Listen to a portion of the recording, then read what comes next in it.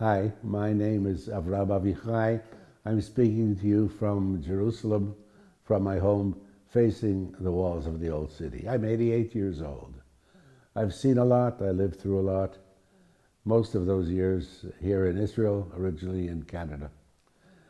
As I was a child, I saw photos of my family who stayed behind in Poland and were wiped out. I looked at the Holocaust studies today, and they are centered on the material and on the numbers, on the statistics, how, where, when.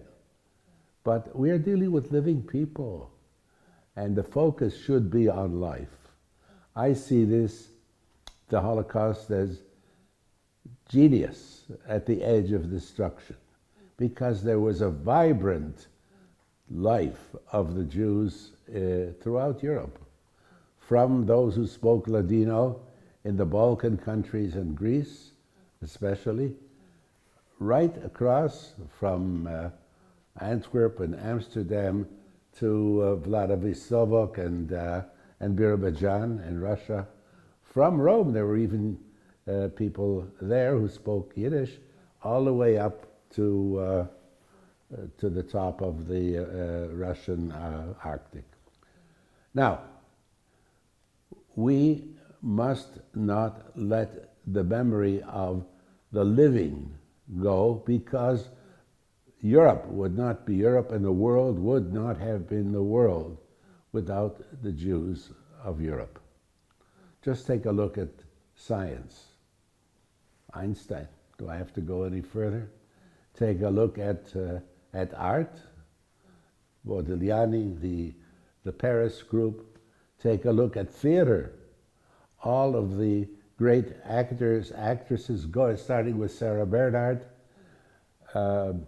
Oppenheim, opera, all of the Viennese operette as well, not all, but most, were written by Hungarian Jews.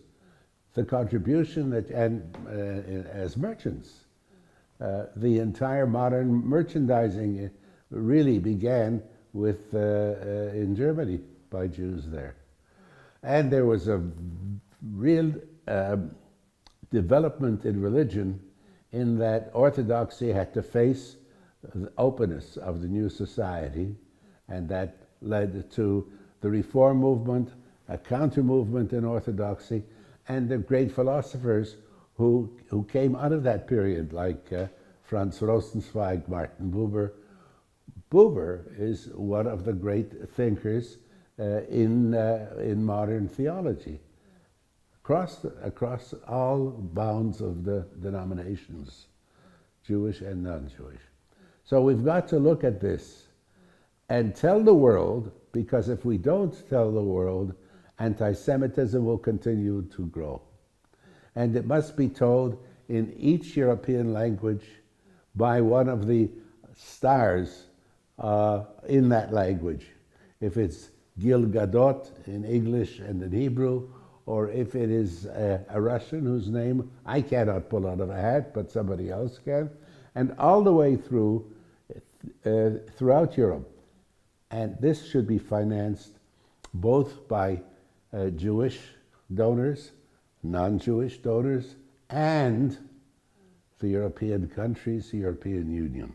Because Europe, as Macron has said, as all of their leaders have said throughout the continent, without the Jews, Europe would not be Europe.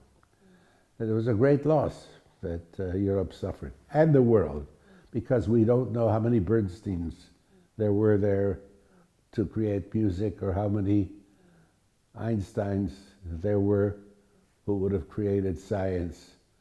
Perhaps a great sociologist who would help solve some of the problems we have today, a great environmentalist. This is the loss that was suffered by the world, and we must tell it as a living story in a series of installments that reaches people across the world in their native languages. It should begin in English. It should begin in English and in Hebrew and in Russian. But then, right across the continent, the Polish government should pay for the Polish installment and the German government for its installment, together with the European Union, which has sources of funding for this.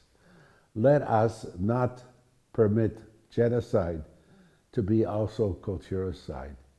Bring this word both to the entire non-Jewish world and strengthen the Jewish identity of younger people who are only aware of the Holocaust as death, where the focus should be on life.